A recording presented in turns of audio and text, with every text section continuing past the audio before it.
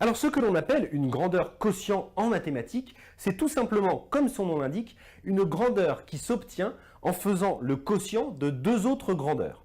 C'est des grandeurs que vous manipulez en fait depuis assez longtemps, sans le savoir. La grandeur quotient, par exemple, la vitesse est une grandeur quotient.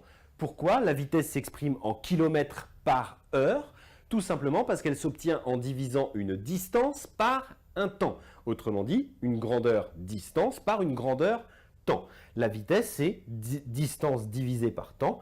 Ça s'exprime en kilomètres par heure, comme je viens de vous le dire, ce qui se note aussi kilomètres fois heure moins 1. Ici, pourquoi heure moins 1? Tout simplement, si vous vous rappelez de votre cours sur les puissances en quatrième, ce que nous avons d'ailleurs revu dans une vidéo précédente sur le programme de troisième, kilomètres par heure moins 1, une puissance moins 1, ça veut tout simplement dire l'inverse. Donc ça veut dire kilomètres divisé par heure, effectivement. Un deuxième exemple de grandeur quotient, ce qu'on appelle la masse volumique, que vous utilisez beaucoup en physique ou en chimie. La masse volumique, ρ, qui s'exprime par la formule suivante, la masse divisée par le volume, tout simplement. Donc je prends la masse d'un objet, je le divise par son volume et j'obtiens sa masse volumique. Ça s'exprime, cette masse, par exemple, cette masse volumique, pardon, en grammes par litre ou en grammes fois litre moins 1. Alors bien évidemment, ça peut être aussi en grammes par centimètre cube, tout dépend de l'unité du volume que vous aurez choisi ici.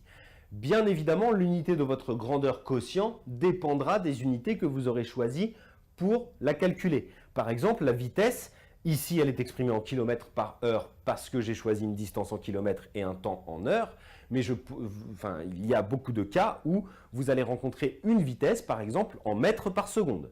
C'est tout à fait possible. Nous allons d'ailleurs le voir dans l'exemple suivant, dans lequel je vous propose un petit exercice sur la masse volumique, où la masse volumique est cette fois-ci donnée en grammes par centimètre cube, ou alors grammes fois centimètre moins 3. Moins 3, encore une fois, c'est pour l'inverse de centimètre cube. Donc, on vous dit que la masse volumique du fer est de 7,874 grammes par centimètre cube. Qu'est-ce que ça veut dire? Ça veut dire tout simplement que si je prends un petit cube d'1 centimètre de côté rempli entièrement de fer, ce petit cube va peser 7,874 grammes. Autrement dit, 1 centimètre cube de fer pèse 7,874 grammes. Deux questions pour ce petit exercice. Petit 1, calculer la masse d'un litre de fer. Et petit 2, une pièce en fer pèse 3,2 kg. Calculer son volume. Donc, commençons par résoudre ce petit exercice avec la question 1. La première difficulté à laquelle on se retrouve confronté dans ce genre d'exercice, c'est un problème d'unité. Et généralement, les exercices sur les grandeurs quotients et ce qu'on verra plus tard, les grandeurs produits, en fait, toute la difficulté de ce genre d'exercice réside dans les unités.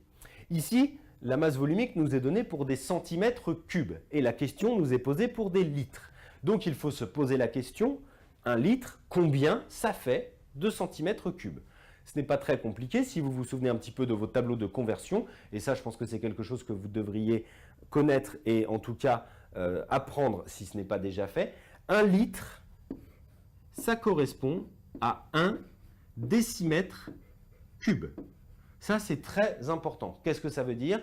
Ça veut dire que pour avoir 1 litre d'eau, par exemple, eh bien, il suffit de remplir un cube d'1 décimètre de côté, c'est-à-dire de 10 cm sur 10 cm sur 10 cm. D'accord? Ça correspond effectivement à 1 litre. Donc, 1 litre égale 1 décimètre cube. Et si vous vous rappelez, pour passer des décimètres au centimètre, je multiplie par 10, mais pour passer des décimètres cubes au centimètre cube, je multiplie par 10 au cube, c'est-à-dire par 1000. Donc, tout simplement, 1 décimètre cube, ça fait 1000 centimètres cubes. Donc, voilà, tout simplement, 1 litre fait 1000 centimètres cubes. Maintenant, je veux connaître la masse d'un litre de fer.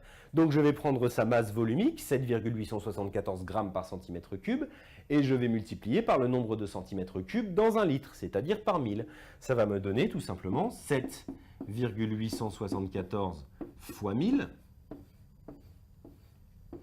Alors, multiplier par 1000, je vous le rappelle, ça veut tout simplement dire décaler la virgule de 3 rangs vers la droite. Donc ici, ça va me donner 7874 grammes, ce que je peux simplifier en 7 kg,874.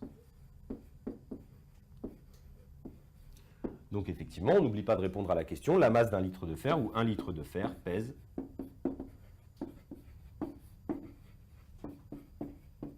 7,874 kg.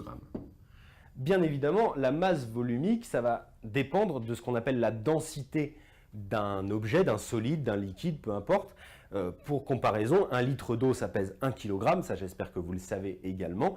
Vous voyez qu'un litre de fer pèse beaucoup plus lourd qu'un litre d'eau, tout simplement parce que sa masse volumique, la masse volumique du fer, est beaucoup plus élevée que la masse volumique de l'eau, tout simplement.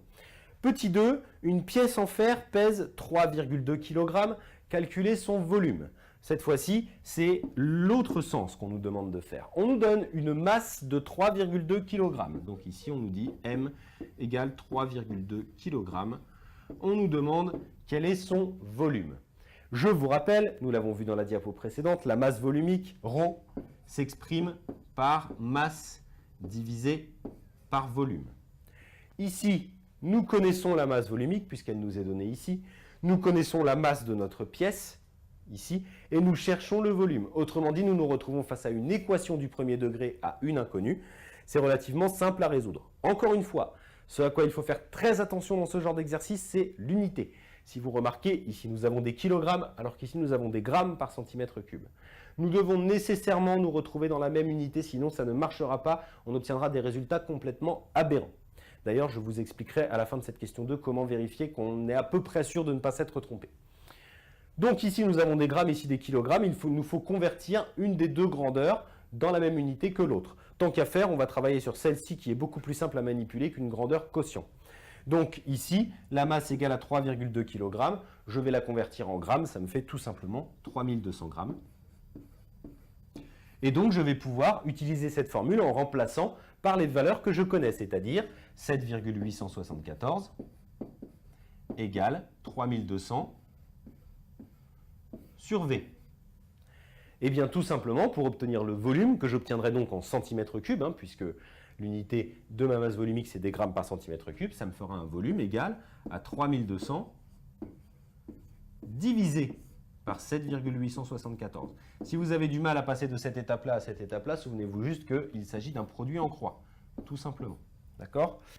Donc là, je sors ma calculatrice pour calculer cette petite chose-là et j'obtiens un volume environ égal à 406,4 cm3.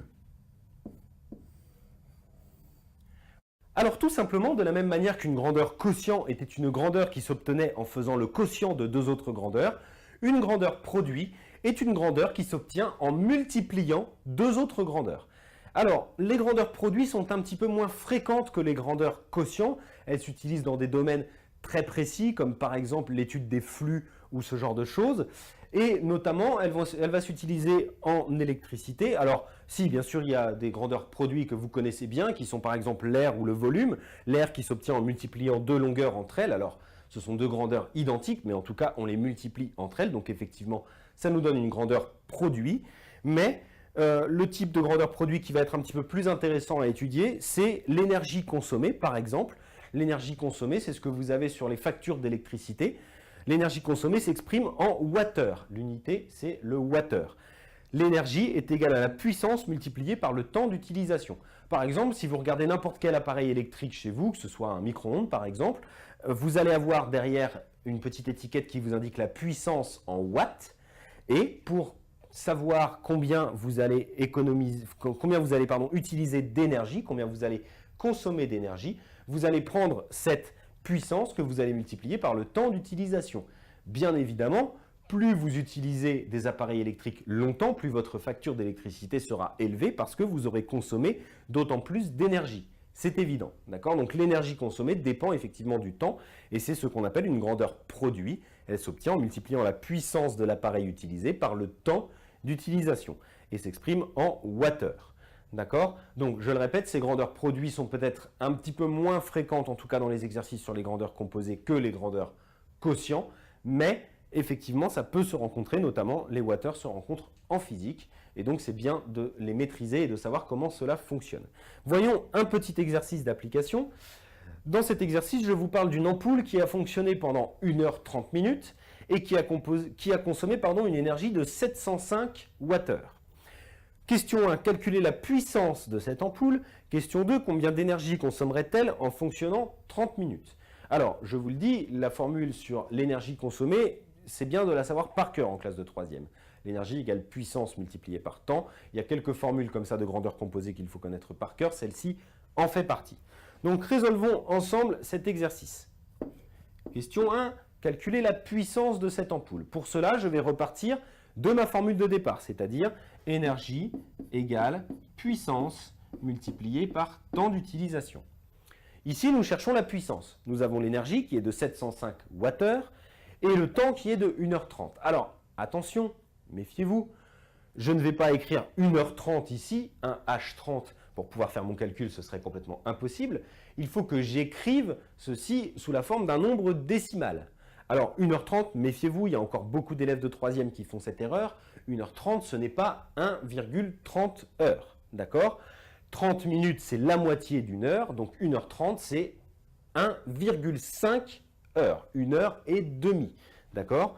Donc, effectivement, si je remplace par les valeurs, ça va me donner 705 égale puissance multipliée par 1 heure et demie d'utilisation, donc 1,5. D'accord? Autrement dit, la puissance va être égale à 705 divisé par 1,5, c'est-à-dire 470. Et donc la puissance s'exprime, elle, en watts, je vous l'ai dit tout à l'heure. Donc 470 watts, l'unité watt qui s'exprime grâce à la lettre W. Donc voilà pour la puissance de mon ampoule. À partir de là, on vous demande combien d'énergie cette ampoule consommerait-elle si elle fonctionnait 30 minutes. Donc la question 2, je vais réécrire ma formule E égale P fois T. Ici, je cherche E, d'accord, puisqu'on me demande l'énergie consommée. Je connais la puissance puisque je l'ai calculée dans la question précédente, 470 watts. Et je vais ensuite multiplier par le temps d'utilisation, c'est-à-dire 30 minutes. 30 minutes, je le veux en heures, puisque la puissance est en wattheure. D'accord? Donc 30 minutes en heures, ça fait la moitié d'une heure, c'est-à-dire 0,5. Donc ici, ça va nous faire 470 fois 0,5. Autrement dit, 470 divisé par 2, c'est-à-dire 235 Wh. Alors Wh, on peut l'abréger en écrivant W majuscule H minuscule. Voilà pour la puissance consommée par mon ampoule si elle fonctionne une demi-heure. Au passage, vous pouvez remarquer qu'ici, elle a fonctionné 1h30, ici une demi-heure. Autrement dit, elle a fonctionné 3 fois moins de temps ici. L'énergie utilisée était de 705 Wh. Si je divise 705 par 3, je retombe bien sur 235. Donc effectivement, il y a encore une fois ici, comme pour les grandeurs quotients, un rapport de proportionnalité. Donc souvenez-vous bien de ça, une grandeur produit s'obtient en multipliant deux grandeurs entre elles. Et ensuite, il suffit de bien connaître les formules et surtout faites attention quand il s'agit de temps dans les calculs, faites bien attention à bien convertir vos temps en unités, en nombres décimaux, à ne pas vous tromper et à ne pas tomber dans la facilité à écrire 1h30, 1,30, ce qui est bien entendu complètement faux.